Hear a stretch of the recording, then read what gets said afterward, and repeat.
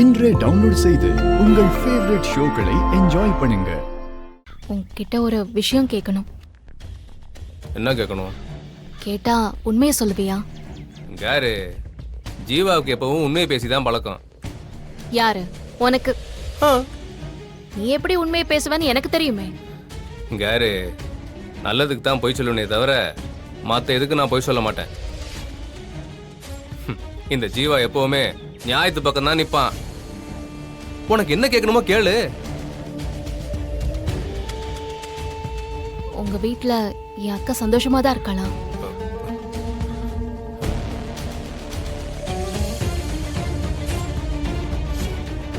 என்ன திடீர்னு இப்படி கேக்குற? எனக்குள்ள ஏதோ தோணிட்டே இருக்கு. அவகிட்ட பேசும்போது கூட ஏதோ தப்பா இருக்குன்னு தெரியுது. மதினி ஏதாவது சொன்னாங்களா? அவ சந்தோஷமா இல்லைனாலும் அதை எங்க கிட்ட காட்டிக்க மாட்டா. ஆனா அவ பேசும்போது ஏதோ மறைக்கிறான்னு மட்டும் தெரியுது.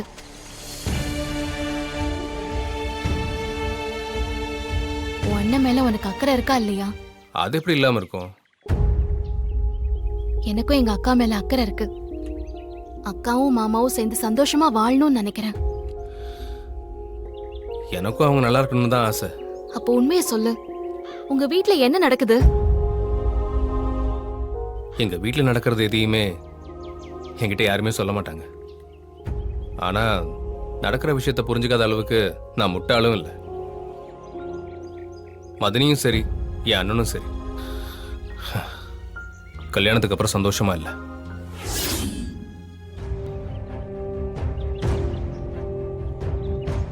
அவங்க லைஃபை இன்னும் ஸ்டார்ட் பண்ணவே இல்லை. அப்ப என் அக்கா அங்க அழுதுகிட்டு தான் உட்கார்ந்துட்டு இருக்கால? அது என் அப்பத்தா பத்தி தான் உனக்கே தெரியுமே. புதுசா சொல்றதுக்கு எதுவும் இல்லை. ஆனா என் அண்ணன் மனம் நல்லவன்.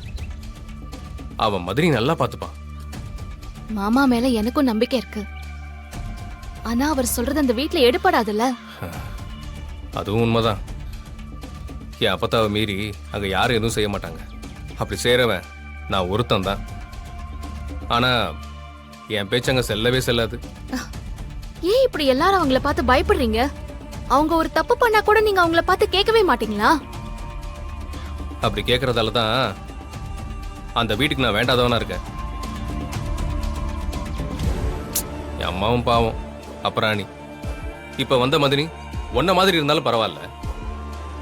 என் அப்பத்தா ஆட்டம் பலிக்காது. ஆனா என்ன செய்ய, என் அம்மா மாதிரியே இந்த மதினியும் அநியாயத்துக்கு நல்லவங்களா இருக்காங்க. நல்லவங்க தான் நீங்க ஏமாளியே ஆகுறாங்க. என் அக்கா கஷ்டப்படுறத பார்த்துட்டு என்னால சும்மா இருக்க முடியாது. நீ டென்ஷன் ஆகாத. நானும் மனோகிட்ட பேசிட்டு தான் இருக்கேன்.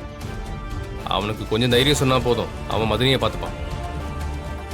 இது எல்லாமே கொஞ்ச நாள் சரியாயிடும்.